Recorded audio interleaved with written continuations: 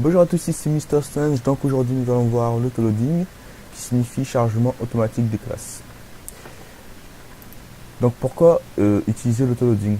Tout simplement parce que vous avez dû le remarquer. Lorsqu'on veut utiliser une classe PHP, on doit l'inclure tout d'abord.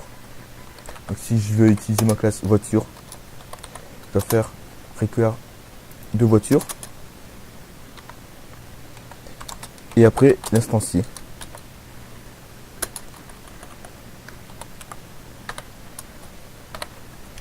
Et ceci pour toutes mes classes.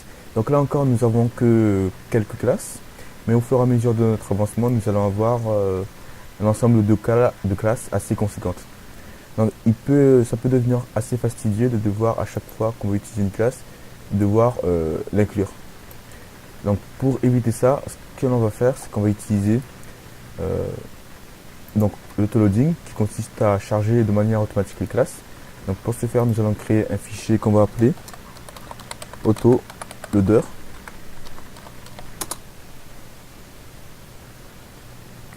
Donc c'est une classe en PHP.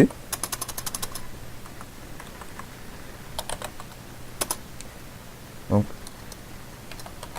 on va faire une petite description: charge automatiquement nos classes. Donc toujours le même principe. Le nom de la classe, c'est le même nom que le nom du fichier. Et cette classe-là sera une classe statique. Donc, il n'aura pas besoin d'être instancié. Donc, on va créer une première fonction qu'on va appeler la fonction register, qui ne prend en paramètre absolument rien. C'est une fonction publique statique. Cette fonction register va nous permettre d'enregistrer l'appel de nos classes. Donc pour ce faire, on a déjà une fonction qui permet de charger automatiquement. Donc on va l'utiliser. Elle s'appelle SPL autoload register. Donc il permet d'enregistrer les classes qui ont été appelées. Donc elle prend un paramètre qui est un tableau. Et ce tableau-là prend deux paramètres qui est premièrement le nom de la classe de laquelle on appelle la fonction register. Donc en l'occurrence la classe autoloader. On pourrait donc écrire autoloader de point classe. Mais ce n'est pas forcément très propre, puisque le problème c'est que si je change le nom de ma classe, je vais devoir changer également le nom ici. Donc pour pallier à ça, j'ai une constante qui existe déjà qui s'appelle classe. Donc cette constante là est une constante dynamique. Donc elle prend le nom de la classe elle prend le nom de la classe dans laquelle elle est appelée. En l'occurrence ici autoloader. Et il prend un deuxième paramètre, une fonction. Donc la fonction qu'elle va appeler lorsque je vais charger un fichier. Donc cette fonction là, on va l'appeler autoload. Donc évidemment vous l'appelez comme vous voulez. Donc là on va créer notre fonction autoload. Cette fonction là prend en paramètre le nom d'une classe. Cette fonction c'est une fonction private, c'est une méthode private. Statique, toujours.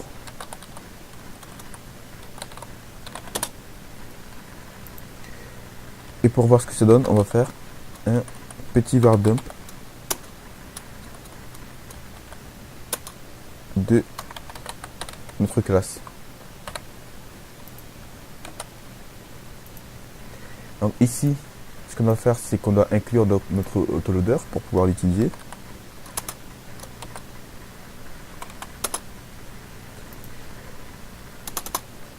Et on doit également appeler la fonction. Alors pas la fonction autoload, mais la fonction register. Donc, qui contient dans sa mémoire, on va dire, les classes qui ont été appelées. Donc, une fois qu'une classe est appelée, ce qu'elle va faire, c'est qu'elle va exécuter la fonction autoload. Donc, vu que c'est une fonction statique, il n'y a pas besoin d'être initialisé. Donc pour appeler une fonction, on fait $register. Le nom de notre classe, $register. Donc là, ce qu'il fait, c'est qu'il me dit classe voiture not found. Donc ça signifie bien qu'il inclut une classe, mais qu'il ne la trouve pas tout simplement. Donc pour ce faire, ce qu'on va faire ici, c'est qu'on va donc inclure notre classe. Donc on fait un require de classe. Alors là, j'aurai toujours cette erreur parce qu'il ne trouve pas voiture. Il faut rajouter le point PHP à la fin. Donc .php. Donc n'oubliez pas les deux points ici, le point de concaténation et le point pour .php. Donc là, ce qu'il fait, c'est qu'il inclut bien la classe, mais ma classe voiture admet des paramètres dans la fonction constructeur que je n'ai pas mis parce que j'ai oublié qu'il en prenait. Donc ce qu'on va faire, c'est qu'on va mettre en commentaire la fonction construct. Donc là, il n'y a plus d'erreur. Donc pour vérifier qu'il y a effectivement bien plus d'erreur, je vais faire var dump 2v.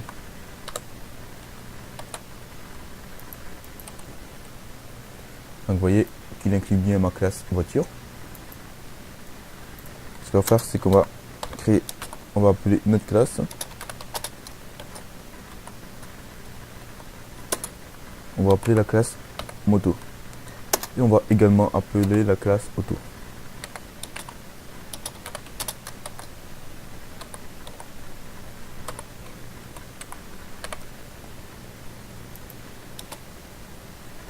Donc là, ce qu'on va faire dans le var dump, on va mettre notre voiture ainsi que notre automobile.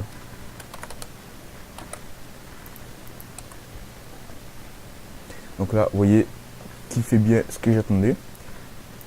Donc j'ai ma classe voiture, ma classe moto ici, ainsi que ma classe auto. Donc il inclut bien mes classes. Donc évidemment, cette fonction-là va être très pratique. Parce que au lieu de devoir faire à chaque fois des requires, donc là j'ai, comme je vous le disais, 3-4 fichiers. Mais au fur et à mesure, peut-être dans quelques temps, j'aurai 20 voire 30 fichiers. Et faire require de chaque fichier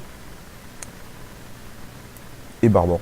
Donc cette fonction là, donc cette petite classe autoloader nous facilite grandement les choses. Donc évidemment, cette notion est utilisée dans les frameworks type CakePHP, Laravel, etc., etc. Donc voilà, donc c'est tout ce que je voulais vous montrer dans cette vidéo. Évidemment, si je crée un dossier classe et que je mets toutes mes classes dans ce dossier là, je vais devoir dans l'autoloader mettre le nom de mon dossier. Donc c'est tout à fait logique, autrement il va chercher à la racine, alors que j'aurais mis mes classes dans un dossier. Donc c'était assez facile. Donc mes deux fonctions register qui permet d'enregistrer les classes et la fonction autoload qui est appelée lorsque j'initialise un objet. Donc je peux faire autant d'appels que je veux, j'aurai toujours le même résultat. Donc voilà, c'est tout ce que je voulais vous montrer dans cette vidéo. Si vous avez des questions, évidemment, n'hésitez pas. Et je vous dis donc à la prochaine.